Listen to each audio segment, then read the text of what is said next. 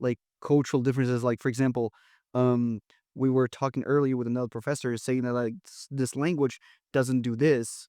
So when you're transferring over, let's say I don't know if there's um language proficiency test for languages that are, I would say, they're usually in contexts such as like Quiche or Quechua, Like indigenous? indigenous languages, like languages that are more of this style. How does one account proficiency since a lot of times they won't have the lexicon to express ideas that I would say are foreign to them? So what we do is we focus on the function. So every language should have a way to tell a story, right? Every language should have a way to sort of do a description of things, right? And so what we do is and then every language should have a way to discuss abstract issues. Mm, Now, what could happen rhetorically is that perhaps a language doesn't approach it directly. Perhaps they use sort of nuance and symbolism and stuff, right? yeah. So in the for proficiency is how would someone in that cultural expectancy system, what would they need to do in order to express their opinion in a manner that's acceptable? If it's too direct, if it's sort of like a Western way where we say, here's the main point, here's supporting point one, supporting point two, supporting point three, it may come across as too direct and may be seen as rude. Mhm. So what you need to do is how do they do it in that culture? And that's what you're trying to test at is are they doing it in a way that's culturally appropriate? So in a way, the test is individualized to each language.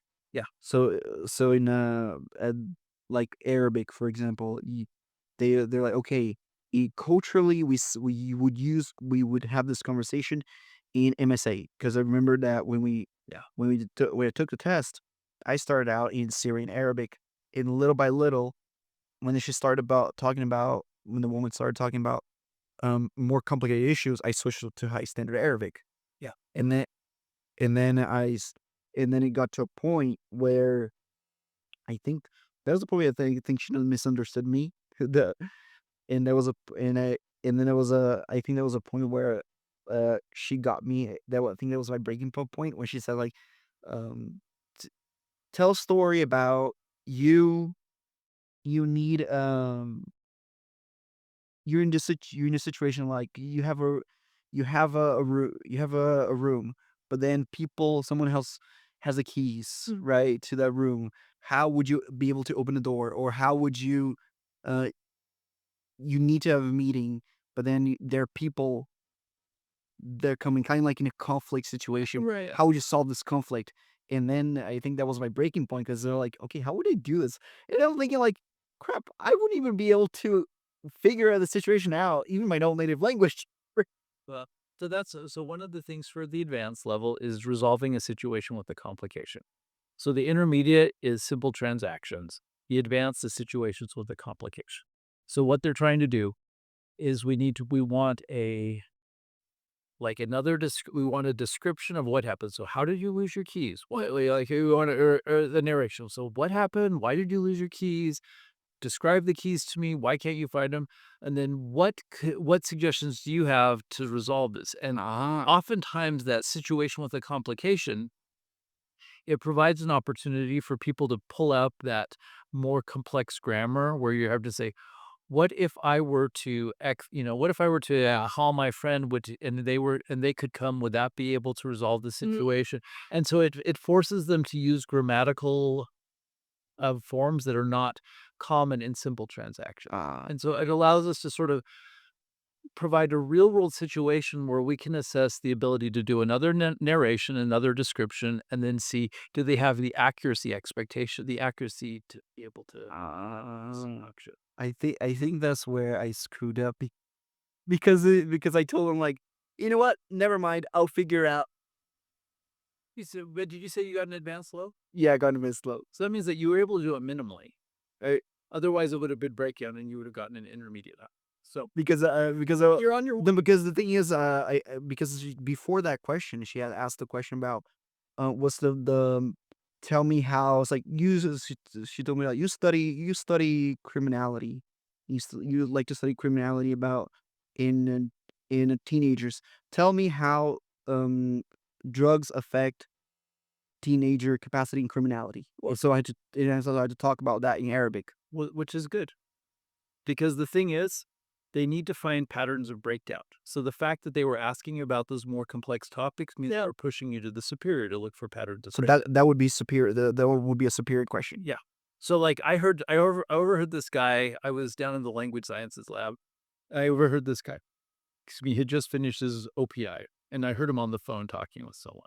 He's like, dude, she started asking me about how the electrical college works and like versus the popular vote. And so I was trying to have to explain how the electoral college worked. And I was thinking to myself, okay, it's obvious that we moved to the superior.